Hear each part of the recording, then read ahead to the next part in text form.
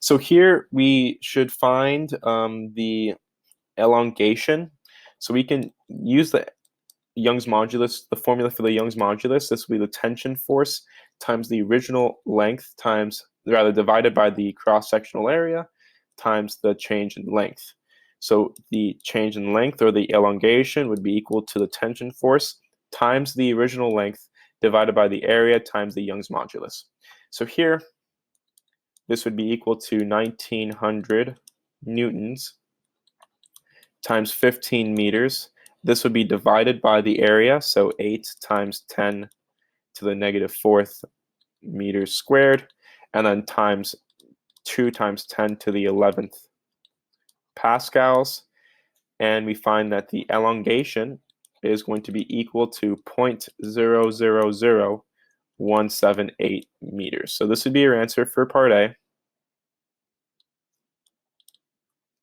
And then for part B, they want us to find the elongation. However, now it's a little bit more complicated since that we have to recalculate the tension force. So we know omega is equaling 12 RPM. Let's convert this into radians per second immediately. So we have 2 pi radians per every 1 revolution. And then, of course, there are 60 seconds for every 1 minute. And we can say that this is going to be 1.26 radians per second. We know that the weight is going to equal mg, and we know that the mass will equal the weight divided by the gravity.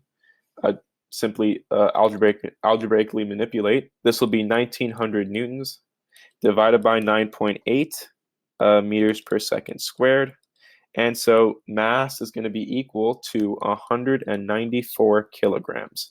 So at this point, we can say that the tension force is going to be equal to the mass times the length times the omega squared. This would be equal to 194 kilograms times 15 meters times 1.26 radians per second squared. So this would be equal to 4,620 newtons. Again, even though this formula looks a little bit weird dimensionally, it does make sense, and this is the true formula for the tension force given that we have a angular velocity.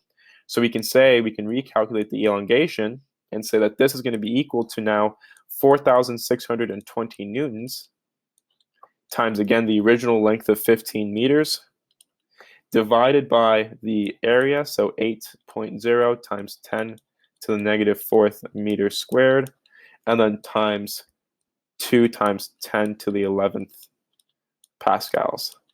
And we find that the elongation is going to be equal to 0.000433 meters. So this would be your answer for part B.